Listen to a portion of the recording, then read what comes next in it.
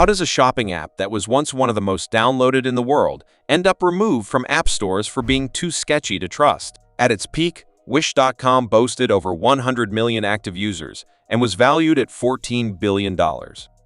It offered cheap prices, enjoyable shopping experiences, and endless scrolling. Today, however, most people wouldn't even click on a Wish ad, let alone make a purchase. So, what went wrong? How did one of the fastest-growing e-commerce platforms completely lose its appeal?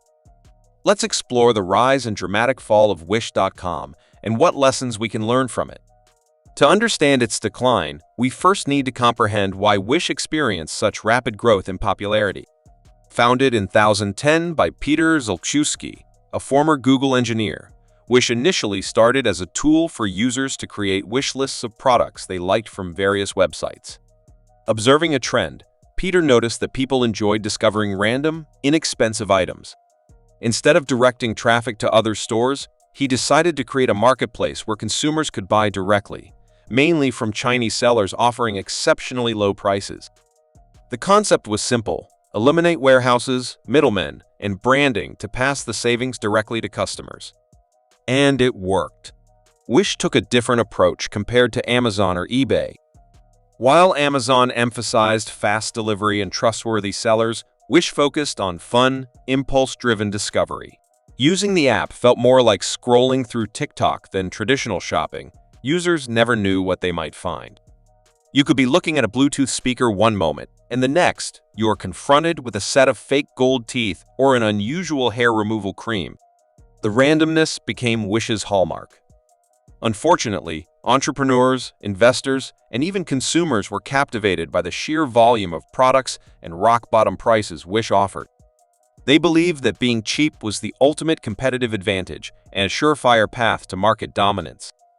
However, they overlooked the hidden costs associated with this relentless pursuit of ultra-low prices. And those prices? Insanely low. Sneakers for $1. Smartwatches for $2.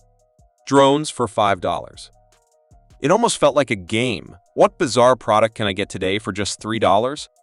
The catch, of course, was that you often had to wait weeks for delivery and hope that what you received was actually what you ordered.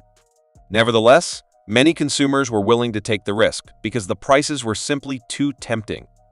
From 2015 to 2020, Wish experienced explosive growth, becoming the #1 shopping app in over 40 countries.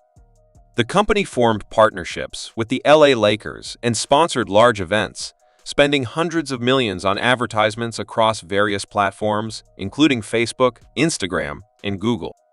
By 2020, Wish boasted over 500,000 merchants, millions of daily users, and a successful IPO on the Nasdaq with a valuation of $14 billion. However, there was a critical flaw. When price is your only differentiator, you attract customers who are loyal only to price.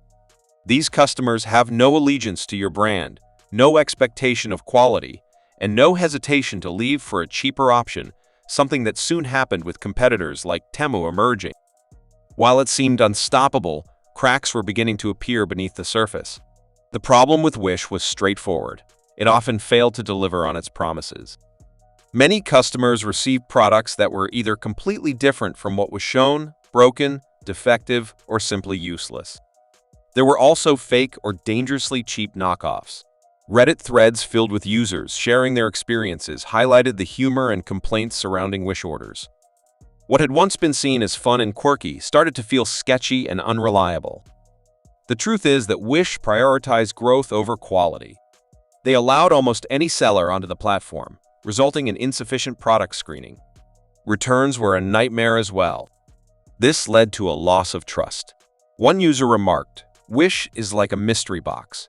Sometimes you get a fun surprise. Most of the time, it's junk."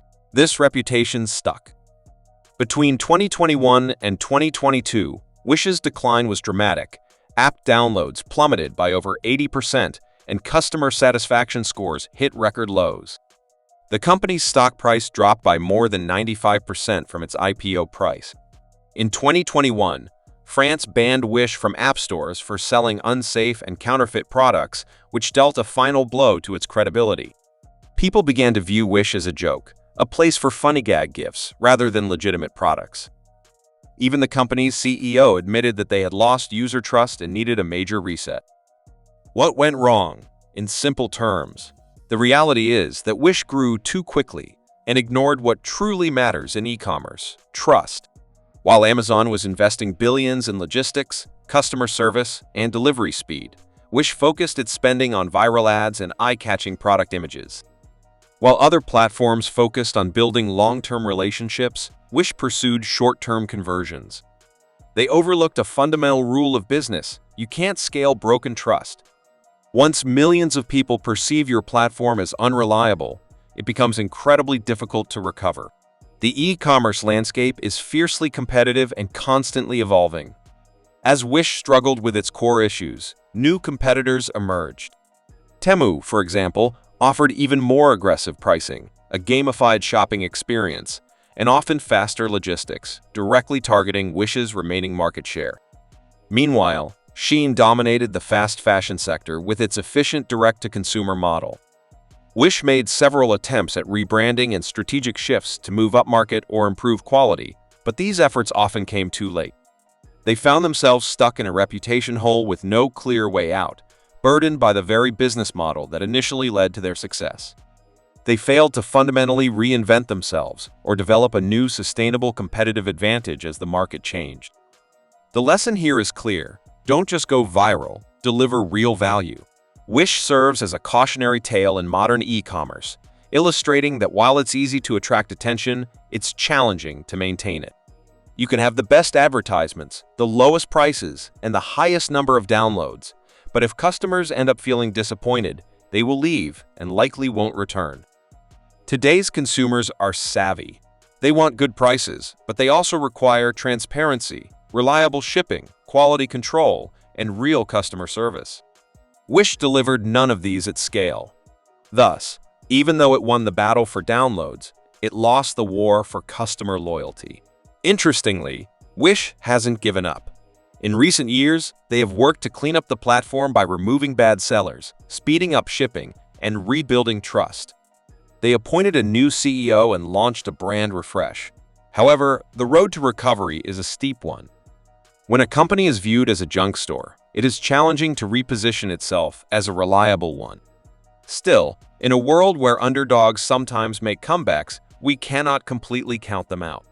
So, what can we learn from the fall of Wish.com?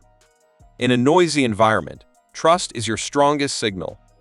You can't fake quality forever, overlook the essential elements like customer service and shipping, or scale a broken model just because it's generating clicks. If this story has provided you with valuable insights, if you enjoy learning about the rise and fall of brands, and if you're in the process of building something of your own, please give us a like, hit subscribe, and turn on the notification bell for more in-depth analyses. Next time, we will explore another story of growth, failure, and what it truly takes to succeed in the digital age. Thank you for watching. Remember, while fast growth is exciting, lasting impact is what truly matters.